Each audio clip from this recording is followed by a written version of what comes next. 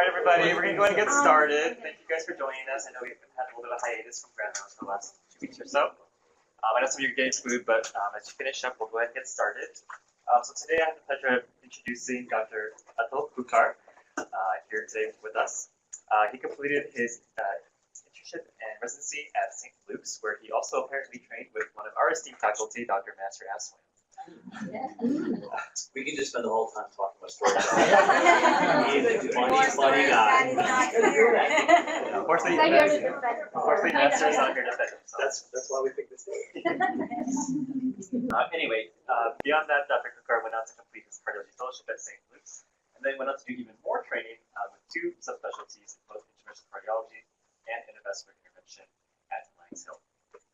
Beyond that, throughout his career, Dr. Kukar has been recognized for his diverse both teaching and in research, and has served as PI and sub-investigator in multiple studies throughout the years. He currently now serves as the Chief of Cardiology at MSQ, as well as the Associate Director of Endovascular Intervention here at MSH, and practices throughout the city to treat patients with both cardiac and vascular diseases. He's here today to talk about PAD, something we probably see in our patients on a daily basis. So please join me in welcoming Dr. Kukar here today. Thank you, guys. Did you have the yes, the clicker is right here. So the little laser is a big red button. That's the laser, and this goes lines. Okay. So I have no disclosures, unfortunately. I've chosen a path of not speaking for companies, and I'm hoping that's the right path in the long run. So far, it's not pleasant. So this is what I think about PAD. Vascular medicine has become its own specialty now, but when I was a cardiology fellow, it wasn't that long ago, but 2004 to 7, we didn't do vascular stuff. We were scared of it. We put it to the vascular surgeons. We didn't have formal training in PAD. It's changing now, and hopefully that change is filtering down to IM residencies as well. But in general, our, so to speak, knowledge base on this is poor, and it's because it's not stressed during our training, in my opinion. Kind of just like billing knowledge, not stressed during, or medical legal knowledge, not part of our formal training, and it should be. So it's entering into cardiology more and more. You'll see cardiologists from RPPI certified now and things like that, because not only is it financially lucrative, it also makes your practice larger if you do expand on things. So my idea today was just to give you an overview of it. This is the same talk I give to my fellows. It's the same talk I give to IM residents. And I mean, I morphed it a little bit for today, but I added some cases to make it more interesting. But the concepts are the same. The idea is that I think it's just a knowledge gap. That my senior fellows, even the interventional fellows, are not as good at this stuff. They still don't understand the basics. So I'd like to make it open, honest, ask questions. You can stop it whenever you want. It's meant to be as casual as possible. So this is what, I don't know how much you guys can see, so I'll just basically just, so there's a glare too. So the whole concept of this thing is basically we're seeing just the tip of the iceberg. We are not seeing 90% of PAD. 90% of PAD is asymptomatic. You're seeing patients that come in, have the wound already, or have severe claudication, have the amputation already. We're not seeing the patients that have the disease that's asymptomatic, which is the right time to get involved and treat. It's kind of like, and I apologize, most of my knowledge is in cardiology because I stopped I decided not to recertify for IM. So for example, if you do a CAT scan, you see calcium on the aorta or the coronary arteries, or you do a calcium score, you define a disease state and then you start treating. Well, hopefully by the end of today, you realize that you can do that for PAD, and PAD is basically the sign, one of the major signs of CAD, and a sign of mortality and vascular mortality, that if you find it early and you treat it aggressively, you probably make the biggest difference than what we normally do if we wait for things like critical limb ischemia. So I think that everyone will understand this. PAD is more prevalent in diabetics, and it is also worse in diabetics than just, for example, smokers, which is another big population for PAD. So this was very interesting. So this is a concept saying, well, oh, sorry, there is a laser. Asymptomatic PAD and this mortality is pretty significant versus normal subjects. So that if you are diagnosing this, that's the spot where we can make the biggest difference. So by the time we wait for severe symptomatic PAD, which everyone knows and sees because it's quite obvious when you walk into your office, or when you see a patient and you see they've already lost a leg or a toe, or they have a TMA, the asymptomatic population is where we can really get into it. Now, it's very interesting. I happen to do my training because I love the endovascular part of it, but over the last 10 years of working in the office, I actually find, I find the satisfaction in diagnosing the asymptomatic PAD and starting them on the therapy and preventing, all this stuff. And preventive cardiology, to me, was like, who wants to learn that when I was a fellow? Like, this is nonsense. What am I going to do with this? It actually becomes a more enjoyable part of my practice. It's just going through, and this is something you guys have the advantage of, in the hospital medicine is much different. But going through patient after patient after patient, you feel like you make a bigger difference when you can actually prevent things. So I now have certain practice where I have 3 generations of patients, and it becomes very rewarding to find things early and try to help stop things. So this is a very classic slide you just use in all PAD talks. It's the basic premise that if you have intermittent claudication, right? So that's once you develop the symptoms of having discomfort when you walk, your cardiovascular mortality goes up significantly. So your 5-year, 20%, your 5-year mortality, 30%. These are crazy numbers. These are worse than many cancers. These are worse than heart failure. Although maybe it's close, but I'll show you how it's worse than a lot of other things. And then this is what happens. So let's say about 5% will get a major amputation within 5 years of being diagnosed with claudication. Not with gangrene. Just, hey, it hurts a little bit in my legs when I walk. Oh, well, maybe that's spinal stenosis, or maybe, hey, that's arthritis. Well, the idea is to show, hey, very, very simple test to do to rule out or to really put PAD on the side. So you don't miss something that 5 years down the line is going to listen to either major amputation or tissue loss.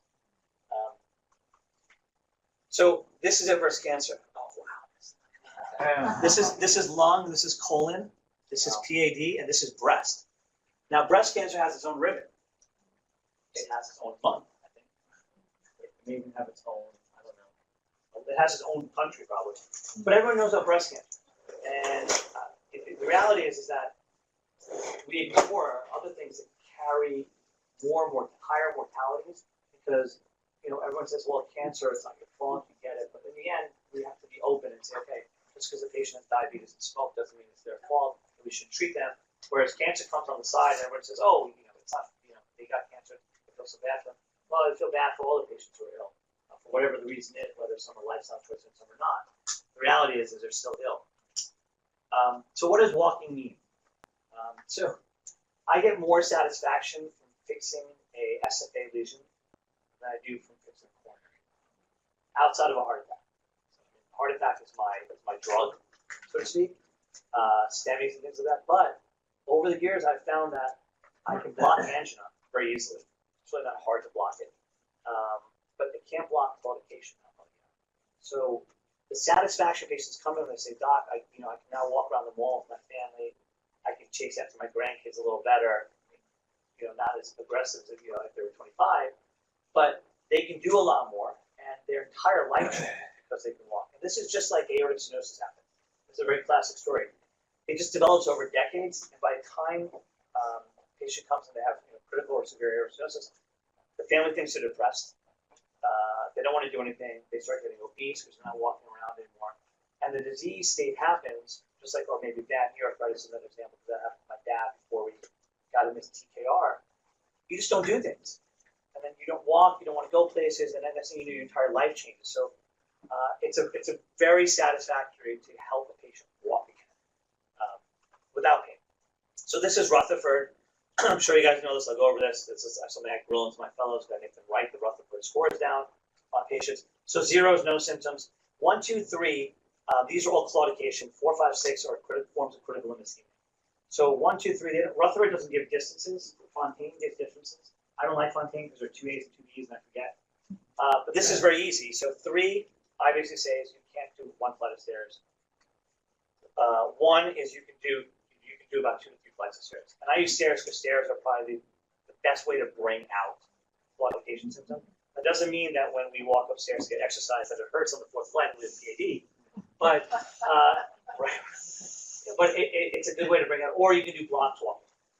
And it's going to be relative. So if a patient says I can't walk more than a block or 2, that's Rutherford 3. If they say, yeah, I can walk 8 or 10 blocks and I got to stop, that's like Rutherford 1. But there's no exact differences. Fontaine uses meters, which that's not American. So we use feet. I have a big problem. We should switch over to the metric system. and then 4, 5, 6 is rest pain. 5 is minor tissue loss. What's minor tissue loss? With ulcer, toe amputation. And 6 is major tissue loss. It would be like a TMA or BK or things like that. So this is I only have one disgusting picture, and I Andrew didn't tell me lunch with things, sir. I should have guessed 12 to 1, but no one gets lunch anymore. So this is persistent rest pain in the foot. Their tissue loss. So 4 to 6, right? So 4 would be rest pain. 5 and 6 are tissue loss, and usually it's preceded by claudication symptoms, but it doesn't have to be. Okay, because a lot of patients are diabetic, so it's neuropathy on top of it. So there may not be pain prior to tissue loss. And the primary cause is the same as it is, whether it's in your cerebral circulation or your coronary circulation or anywhere else. So rest pain. So this is funny. I see this. Like, I actually see patients' family members come in and say, yeah, my mom dangles her feet off the bed at night because she feels better. So they thought she had restless leg syndrome. And it turned out she had critical limb ischemia. She had a 99% popliteal artery stenosis bilaterally. And she was trying to do this to help her with the symptoms. And it's just funny, but it's real. So the symptoms could be anything. And this is the same way with any other pain syndrome, especially the heart. So whether it's true angina, pressure, squeezing, tightening, or it's I feel a burn here, or I feel something in my arm, or my right shoulder hurts. There are so many different varieties and patients that have some different ways. And any symptom in the leg, to me, mandates a test. Now, it's not because I want to pick it up and do an intervention, although I did when I first graduated. Now it's more along the lines of diagnosing and taking care of it more aggressively. And the test, you'll see, is so easy, so cost-effective, and it's better than tests that I think I'm going to scare you what it's better than. So this is ulceration, I'll skip it. We know ischemic ulcers where they happen, the tip of the toes, between the toes. So my spiel to my patient, I give them a handout, I say you can check your toes every Sunday, and that means go in between and look here as well. This is where people miss stuff. Just take a quick look. It's also where we miss things, So in my office, new patients, socks and shoes off. All PAD patients, socks and shoes off. And then, if it's a 25-year-old with sympathy, of course, I can just check the pulse. I don't do socks and shoes. I kind of tailor it, and my staff knows what to do. So how do we diagnose it? So we have non-invasive tests. The elevation dependency test, I'll show you. No one uses that anymore. I've never used it. The ABI, which is our bread and butter, and then there's ABI with PVR. There's MRA, which I probably say I use once a year, and CTA, which I probably also use once a year. I don't use them that often, and I'll explain to you why. And there's minimally invasive tests for peripheral angiography. So I can say for every cardiac cath I bring to the cath lab, I probably stent about 60%. For every PAD patient I bring to the cath lab, I probably stent about 95%. And the reason is I know what I'm walking into. And the testing is actually minimally more accurate than the stress test. So stress test is about 85% sensitivity specificity. It's probably lower than that in all practical terms, especially if you're not putting a patient on a treadmill. But for the PAD patients, I know I'm going to be there for 2.5 hours, so I can plan my day accordingly. But the morning patients, I have no idea. You can walk into triple vessel disease, you can walk into absolutely normal coronaries, you can be microvascular. So with the testing for PAD, you'll see we know a lot more when we get into it. And that's not because we do MRI or CT, it's because of duplex ultrasound. So this is elevation dependency test. So basically what you're doing is you're raising the leg up to anywhere. I usually do 60, 70 degrees when I tell why the fellow that I do it. I don't really do it in the office. And you look for color change. I'm not really good with color changes, so colorblind, so I just let it go. Plus it's not an ideal test in the ABI PVR setting anyway, so I go move past this. So this is the ankle-brachial index.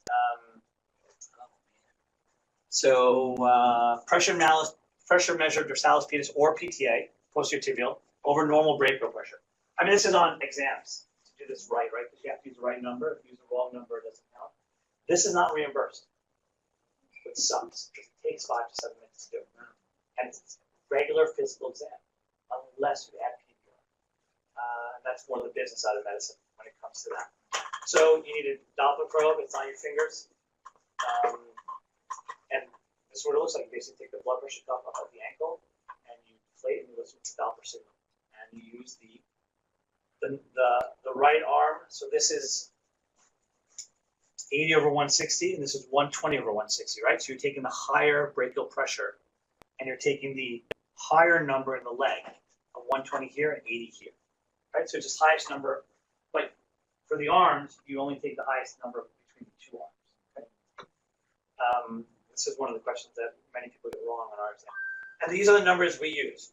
Now, some people use a slightly different number, so 0.9 to 1.3 is normal. Greater than 1.3 is calcific, so the pressure tracings, so Doppler readings aren't going to be as accurate. So if you're above 1.3, you have PAD. It's just calcific PAD. So above 1.3, you can do something called toe brachial index, because the toes don't get calcium in them. And that adjusts the number for you. So if the toe brachial index is 0.7, but basically know that if you're above 1.3 on the ABI, it is abnormal. And if it's not a good lab, they won't do a TBI, like a lot of the shops. But non-vascular labs won't do TBI. So you want to make sure if it's above 1.3, you go to a second kind of imaging study, and that's usually duplex. So 0.9 is usually the cutoff we use. Some studies use 0.85 because they really want to capture people. And then you go down to really the middle part is kind of a moot point. The bottom part is 0.4. Some folks use 0.5. Okay, so I use 0.5 as below 0.5 it's severe. Below 0.9 it's PAD, and then kind of go from there to the next test. Any questions? Yeah. How is the toe brachial index performed? Like, do you have a smaller? Yeah, I'll show you. I have it. You basically it's like a you know, like a pulse ox you wrap around. Right. It's the same thing on the toe, on the big toe. Or was it hallux? I call it the big toe. So this is an example, and I apologize. This is what happens when I do things last minute. So this is my fax machine at home that has slides in it. But this is your ankle-brachial index, and see it's normal. They didn't do a TBI, and I say normal meaning it's not above 1.3 or 1.4. So they didn't do a TBI, and they usually only do TBI if the ABI is high. And these are your segmental pressures. Okay, and I'll show you exactly what those are. And for these, we look for a drop of 20. So these are millimeters of mercury. So we look for a drop of 20. It's the same pressure measurements we use actually in the cath lab. We'll do a pressure, we'll take a catheter and pull it back across the stenosis, and we'll watch for a pressure change. And we use a number of 20 to determine whether it's considered physiological, which is kind of what all this probably without FFR and IFR, it's all that physiological significance now. It's no more of the ocular stenotic reflex that we have, where it's like, oh, that's real, like when we put a stent in.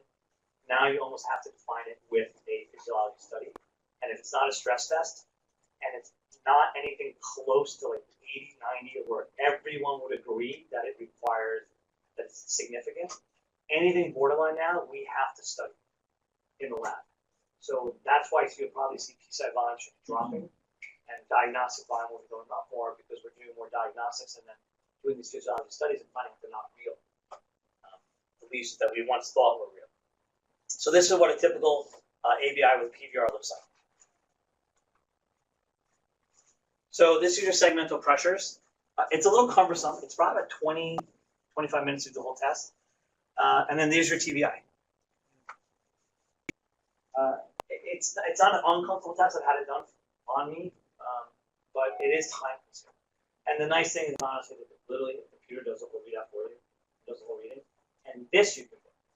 You cannot build the ABI. So you can build this, and as long as you do, I don't know if this is important to you guys, but since I believe we never learned business and medicine properly,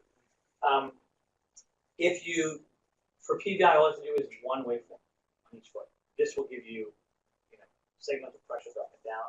But PVR, the pulse volume reporting, all you need is one waveform, and that's accurate. So this is segmental BPs. They can just be listed this way, or they can be listed right next to the ABI. And these are your waveforms. So these are very important. And this is where you'll see in the reports. So triphasic is normal.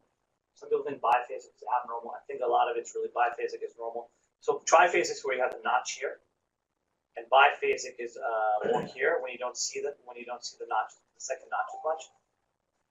And then monophasic is where it's bad. So if you have a tracing that basically goes like just blips and blips, that's a severe PAD. And then one other thing now, one of the things to consider, all the pictures I showed you, all the ultrasounds are really from the common terminal down. Sometimes you can get the end of the external iliac before it becomes a common terminal artery after it crosses the inguinal ligament. But you can't see the iliacs. So a very good point would be like, well, you're testing everything on the legs. How do you know the iliacs are fine? There's a lot of what we call inflow disease or iliac disease or aortic iliac disease. So And one of the ways to do that is you watch the waveform. This is your upper thigh waveform. If your upper thigh waveform is blunted, right, that's a sign of iliac disease. It's showing the level above. Just like all claudication is based on level above. So if you have calf claudication, you have a lesion in the thigh. Thigh claudication, lesions usually higher up in the common femoral artery or the iliacs. Butt claudication is usually the iliacs. So it's one level above wherever you feel the claudication. So if someone comes in and says, "Yeah, my whole leg hurts," or it hurts in my butt when I walk, or my upper thigh hurts. One of the ways to do it is to do this. You see a blunted waveform here, and then you don't need to jump to the CT and MRI. Or a very good vascular lab will sometimes see the external iliac. Like the vascular lab here, Olin's lab is outstanding, and he'll find external iliac disease, but no one can find common iliac disease because there's too much bowel in the way. So you're not really going to see it. It's the aorta well because it's larger, but you don't really find common iliac. So it's one of the things that gets missed. So this slide, I think, is one of the most impressive slides. It shows how we judge testing. So everyone needs a pap smear at a certain age. Everyone gets, well, even people with blood, it's not done. You know a lot more than I do. I just do it before I do a CAT. Mammography. Look at the numbers, the sensitivity and specificity, and look at ABI. I mean, it blows them out of the water.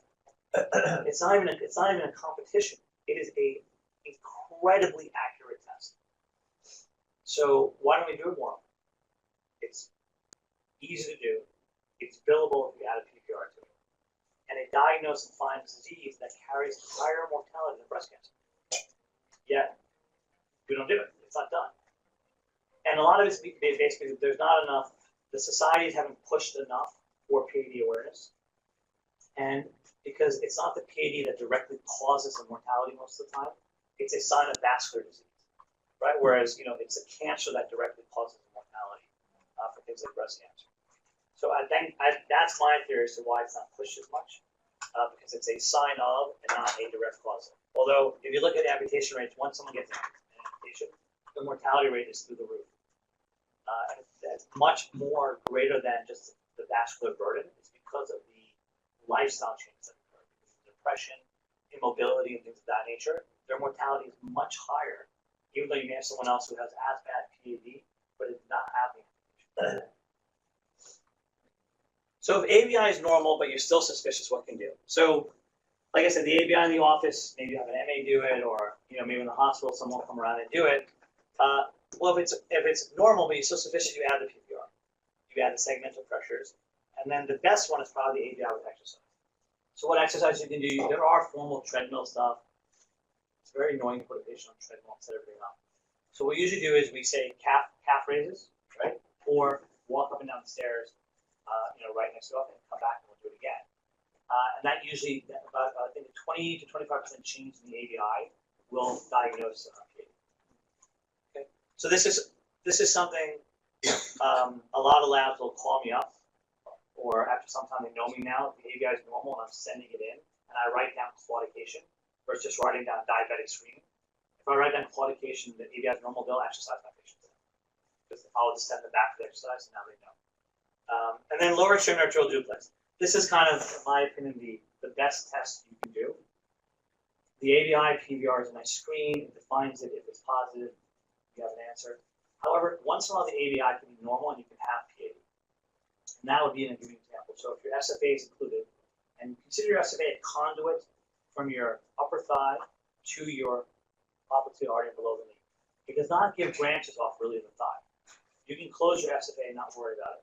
Funda feeds your entire thigh. So the SFA is just a conduit down to the, below the knee, the palm, below. So the SFA can be occluded. You can have claudication, but you can also have a normal ABI. You have very good collateral flow. But you can still have claudication. And you'll see it change. Vascular surgeons rarely intervene on claudicants. And I don't know if that's their training. Hopefully they're changing now. But they'll only intervene when you have critical ischemia, which doesn't make sense. Because a patient with claudication is going to walk, right? And then everything else in the body is going to go to track. You're not going to walk for your heart. You're not going to take good exercise. You're not going to get your steps in for the day. So it's just a question of saying what's the right thing to do. Now, should you intervene with someone who has Rutherford 1 claudication? No. Should you try exercise therapy first? Yes. I can tell you this, I've never had a Rutherford 3 go to 2 or 1. I've had a 2 go to 1, I've had a 1 go to 0. But I've never had a 3 go to 2. So 3 is like one block, it hurts. I've never had them go to 2, and I have a few motivated patients, not a lot, but a few, who actually will do the exercise regimen. And now I think in I believe at the beginning of 2018 or after 2018 they approved it now. So CMS will pay for exercise therapy for arterial disease. So the ABIs are abnormal, ultrasound, MRA, CT angio you can do, or you can go to invasive catheterization. I usually go to an ultrasound. 1, I get to know where my disease is. 2, I make sure there was no mistake. I don't want to take a patient to the cath lab and do a procedure on them if I'm not convinced. If the ultrasound is positive, you're done. It's a very, very good study when it's done in a reasonable lab. And it's very good accuracy. So I'll run through a few case studies. I kept it short on purpose for questions. So if you have any, you can stop me. So you'll see in my case studies that none of the patients are like, 6-year-old, no past medical history. None of them, right? It's like, there's so many patients I don't do anything because of CKD. Like, I'll look at our kid, the diagnosis, then I'll do labs, I'm like, oh my God, so the comorbidities in this population is insanity. The only rare is a 50-year-old smoker. Rarely, that'll be the patient I have with everything else normal. But look, this is the SFA. Okay, and you can see there are multiple stenotic lesions here. This is a turbohawk. This is a plaque exciser. Very cool. We actually clean the artery.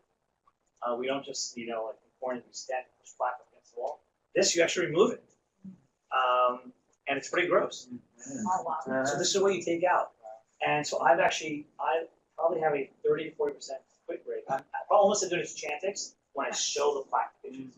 It makes that rude, but just like, isn't like the lung cancer commercial? I mean, that's disgusting. It doesn't get you to stop smoking. What else is it? So I show this to patients, and it's a little gross, but look, we clean the artery.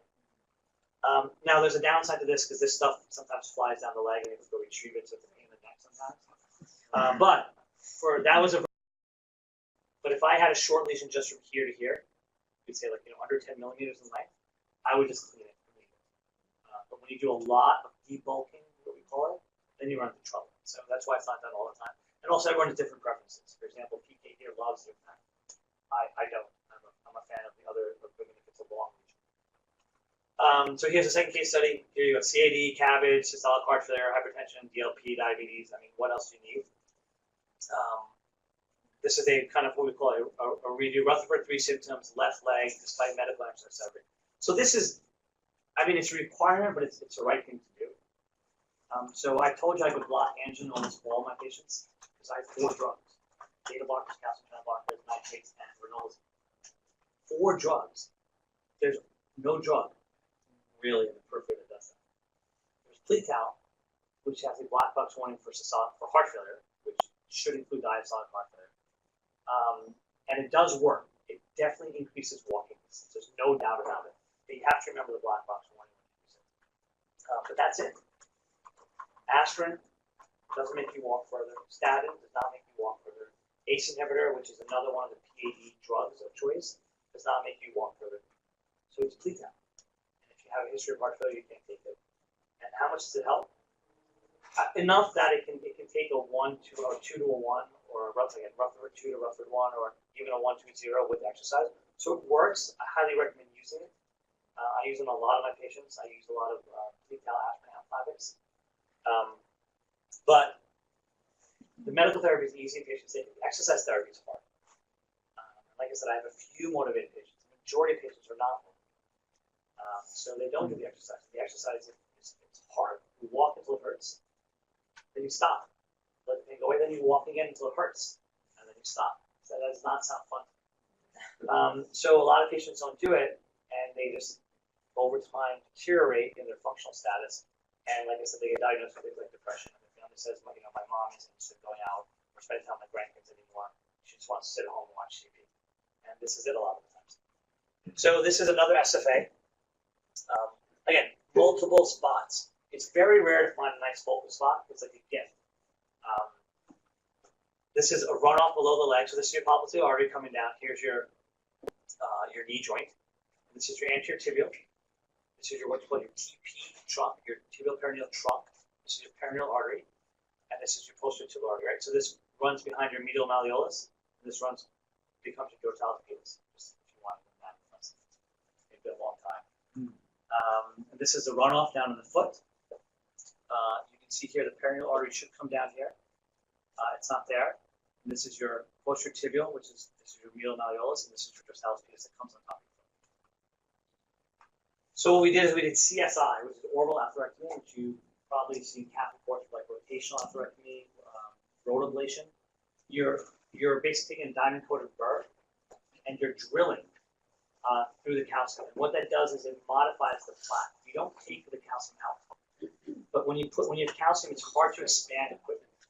You can't expand a balloon properly. You can't expand the stent properly because the calcium is so rigid. So these devices, atherectomy, they basically clean out the calcium enough and tear up the endothelium and the calcium. They say it's selective calcium development. It's not. They really tear up the endothelium too, and that allows you to put your equipment in stretch. So you'll never see CSI or any atherectomy, orbital or rotational used as a final therapy. It's just a strategy in order to help you deliver equipment and get better outcomes. I'll give you an example when we do this. So this is a MUSTANG balloon. A MUSTANG balloon is a non-coated balloon, non-drug coated. This is what after the balloon. So this looks pretty good. So this is what we used to leave 3 or 4 years ago. We would just stop right here. Say, okay, look, I got a good result. 50% will come back in a year, or maybe 18 months. Guaranteed to come back. So the drug-eluted balloons became the newest thing in the legs. There are 3 different kinds of drug balloons in the US, and like 15 in Europe. So now we drug balloon these. So it's the same thing. It looks the same. Can't tell the difference. But now the drug gets delivered into the wall. It's paclitaxel for all the balloons. The balloons differ in their elution properties, how the drug is put on the balloon, and how much of the drug is. And that's the only difference in the balloons and marketing strategies. So we now do this. Now we're at like 80%. It'll be good for 2 years. Just rough numbers. I don't want to bore you with the exact data. I don't like data slides too much. And this is what it looks like after. The same. You wouldn't tell the difference, except now I know the odds are the patient should do better for a longer period of time. This is a runoff. This is where I would talk about. This is the only picture I care about in the entire case is the last picture. Because that means I'm actually done, or I need to spend 2 more hours and fish something out and food down the leg. So this is why this picture, you show that everything looks open and that we didn't send any plaque down or anything like that. This is the last case I'll talk about. So this is a below the knee, known PAD, below BTA, below the knee, with left lower extremity rest pain. So rest pain is sometimes hard, right? Rest pain could be, it could be restless leg syndrome, to be honest. It could be cramping. It could be low potassium. It could be a lot of different things. It could be neuropathy. So hard to distinguish out. So I don't just take rest pain and go to the cath lab. Rest pain gets an ADMIRAL ultrasound first and defines the anatomy. And if it says, there are 3 vessels below the knee and 2 are open and 1's included, that's not rest pain. That's not causing rest pain. Rest pain usually means at least 2 out of the 3 are gone, and the 3rd one probably has a severe stenosis. So this is the SFA. This is a nice normal SFA. This is your profunda here. The reason you don't see all the branches, this is a digitally subtracted image. That's also why it's not live. It's a lot less radiation cost, and the quality of the picture is much better. That's why usually with peripheral presentations, just make more static images. It also makes it easier to put the presentation on the drive. So this you can't see. So this is your popliteal artery coming down, splitting into what should be your anterior tibial right here coming down, which is occluded right here. And this is your TP trunk, which is split into your PTA, posterior tibial artery, and your perineal. So right here, this is a blow up of it. This should be your anterior tibial artery coming down. It's gone. This is a collateral. This is your TP trunk, and you can see it's hanging on by a thread right here. And your perineal, which should come here, is gone. So this fits with rest pain, right? This is basically the next step is tissue loss. So if this closes, that's it. They're going to start losing tissue. And when these things close, it's a lot harder to open. It's actually quite easy to open this because there's a trap. So it's very easy to put the wire through. But when they close, it's almost like a different skill set. Different equipment, your mindsets are different. You becoming super aggressive about stuff. But when you have this is like, oh, thank God that we got it before it closed. This is a runoff. Now it's very interesting. You can see that the posterior tibial artery and the dorsalis pedis, they're there. Collaterals. But this is why there's no tissue. Because the collaterals are robust enough to save the tissues. And you know, the whole key for this tissue loss theory is you heal. So the outcomes below the knee interventions are not great. They don't last for like years. I only need it to last 3 to 6 months. I just need to get the skin to grow back over the wound. Once the skin grows back, then the patient's protected. Right? So the skin is the best protection. So if they have their skin grow over and the wound heals, and this whatever intervention I do closes, that's okay. I've saved tissue. Right? And that's the whole key when it comes to Rutherford 4, 5, and 6. It's about saving tissue. So we wired it, we put a stent in. Now, most of my coronary only friends say, dude, that doesn't look too good. Like, what is this knob here? Like, we don't aim for that kind of perfection in periphery. We get flow. This flow is going to be incredible. This patient has no more rest pain. He's been doing well. This is about a 2 or 3 year old case. Still see her. I don't need perfection. Perfection leads to problems down the road, complications, dissect, this and that. So we took a 99% blockage and we made it a 30% blockage. I'm happy. In the coronaries, everyone gets very upset. If you don't go down from 90% to 0, like you're not a good interventionist. It's very, very different than periphery. And this is, again, the picture of the runoff. So I'm going to end with this slide. So what's the treatment? So the answer should be exercise, exercise, exercise, and smoking cessation. That should be the cornerstone. If they smoke, you got to get the cessation. Some interventionalists won't intervene on patients who smoke. I don't believe that. I still do treat my patients who smoke. But I'm very aggressive at helping them stop smoking. But it is a huge, huge link to gain. Even skinny, although they haven't done the studies to show what's up. And then here's the medical therapy. Solosazole, which we talked about, that's decal. Don't forget black belts warning for heart failure. There's Plavix. And I put Plavix instead of aspirin. That's my thing. Aspirin and Plavix are roughly equivalent. I use Plavix more than aspirin. I don't know why. I think let's keep things a little easier on the stomach. And then there's Vorapaxar, which I don't use. It's some serine protease inhibitor. The problem is the data was okay, but it had increased bleeding, more so than aspirin and Plavix do. So I just stay away from it. And then there's advanced therapy. And now, so endovascular intervention and surgical intervention. And depending on who's in the room, if there's vascular people in the room, I will rip apart. I will go nuts on them and say you should never ever operate on a patient unless you try endovascular. And I think that's the way it should be. You should always try endovascular approach first. You'll be shocked that places in the country will have amputations done based on duplex. They won't even do an angiogram. They won't attempt the bypass. They'll say amputations. It's absolute insanity. It's America. I don't mean third world or socialized medicine. In America, they will do amputation. Just like they'll do carotid endarterectomies, they'll do a lot of procedures based on duplex imaging without doing an angiogram. So if you do a duplex of the carotid and it says a 90% stenosis, I can tell you, I've taken enough of those patients to the cath lab and the carotid angio, and it's not 90%. It's like 40, and it's fine. They don't need an endarterectomy. But some places will take them right? Say, we'll do an endarterectomy. So it's very important, in my opinion, to try this and exhaust this first. And I think it's a great thing that vascular training has changed. And one of my friends just graduated 2 years ago, and she is fully endovascular trained. And her mentality is the same. I start endovascular approach first. If I think the outcome will be better surgical, I don't do the endovascular, but I'll start with the mindset of endovascular approach. And a lot of it has to do with the morbidity and mortality associated with vascular surgery. So when you guys, I know you guys do comas, right? So, I mean, you don't need a POMA for the cath lab. So it's very fun. When I take my patients to do angiogram for the legs, I don't need a POMA. The vascular surgeon calls me up and says, can you pre-op evaluation? I'm like, you're doing an angiogram, right, of the leg? You're going to bleed. You don't need me. Just take the patient. Plus, you have an anesthesiologist. I sedate the patient myself. So you have an anesthesiologist there who's helping you with the sedation. The only problem they're going to get into is oversedation, intubation, and hypotension from the anesthesia.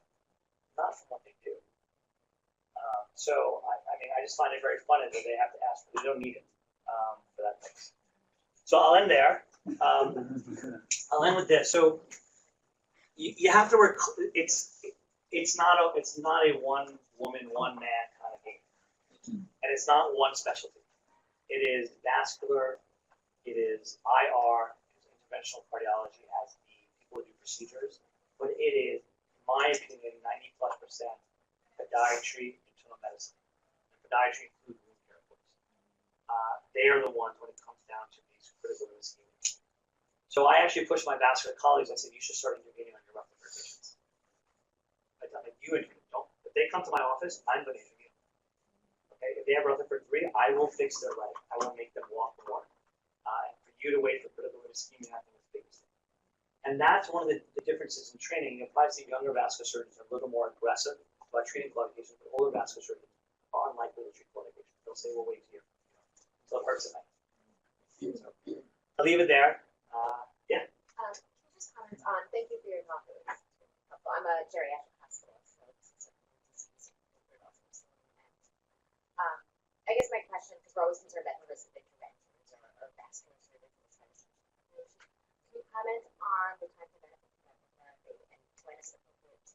So it depends what they have. So for critical ischemia, you can sit on it a little bit. The Rutherford. 5, 6. Tissue. Prophylactically, medical therapy? Yeah. Absolutely. Any PAD, anything, any below 0.9 on ABI, or any ultrasound that even shows calcium, I am giving them aggressive, statin and antiplatelet. Right off, I mean, not even a question. Same way I do for calcium scores in my young patients. If they have calcium in the coronary arteries, they're getting a statin. And the antiplatelet's a little shadier there, but they're definitely getting a statin. But for the legs, I'll give the antiplatelet. They're easy drugs, right? I mean, aspirin may be a little harder, but the statin, I feel like you walk into the hospital, you should get a statin. Doesn't matter what you walk in for, you should be on a statin. Yeah, it should be in the salt shakers. Yeah. What do we do, with patients with CKD, because we see a lot of patients, go for these angiograms, with these renal functions, we're not sure what is a borderline, and what do we do? So there are two ways to handle it. One is to, be in communication with the physician doing the procedure. And what I do is I'll usually have renal see the patient first. But there are tricks we do in the lab. So for example, we do the ultrasound. I know the lesions in the mid-SFA. And I know the arteries below the knee are open. I don't need to take a picture. I won't take that picture. And we also use half contrast. So we dilute our contrast in half. And we use digital subtracting imaging. So for me to take an angiogram of, I know the block in mid-SFA is 3 cc's of contrast. I can fix it, take another angiogram. I can do it probably 15 cc's the entire procedure. So we're easier on contrast load. The second thing is we can do ultrasound guided. So we prep the whole leg, and we actually use an ultrasound machine, find the blockage, watch the wire go through the blockage, use fluoroscopy without contrast, and fix it all on the ultrasound. And now that is honestly a tertiary tier skill set of a endovascular person. And not everyone does that. I can do it for SFAs. I cannot do below the knee. Karthik Guja, who's here, he can do it below the knee. He's brilliant with the ultrasound he uses. So when I have below the knee cases with CKD, I actually do the cases with them. Because everyone has their own specialty and their own forte. And it's good, but the SFAs you can do without. Then the other things you can use carbon dioxide. You can use gas to image it because it doesn't move. The heart moves, so it's hard to do the heart. But the legs don't move, so you can do that. You can do it with gas imaging. It's a big setup. I've honestly only done it once, so I'm not as comfortable. But IR is very comfortable. They probably do it more than we do in endovascular because we also really use little contrast and we get away with it. So we're probably more aggressive at hydrating because we'll watch and we do weird things to get EDP and hydrate and EDP and then do the peripheral case. But there you go. But you're right. There's strategies. And for me, when I see the CKD 2.5, I'm like, oh man, what am I going to do? And then I'm probably much more aggressive with the exercise. I tell them, hey, look, it's not worth the risk. I wouldn't take a CIN risk of 20%. I would walk away and say, no need to do a procedure. I'm not taking that risk. Because once you're in the lab, especially in coronary, once you're doing the coronary, you're not stopping. If there's problem, you have to fix it.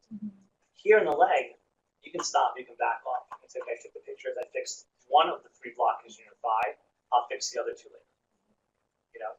Whereas here, you can't. You have to do everything. So there, the risk of doing stuff in the heart is much higher than the legs. Does Trental also have the black box warning for heart failure like retail does? You know, that's interesting. I haven't used Trental in It's older. a decade. So no, to me, that's a board question. And unfortunately, the board's not an open book yet, but that's something I would look up on my phone. I wouldn't remember. I don't remember. Just like I look up, the dosing for Eliquis all the time. So weight based, age based, I forget sometimes. So I'm very happy that I can look things up and I don't have to remember all the. I just don't know the answer. But Pleatal I know because I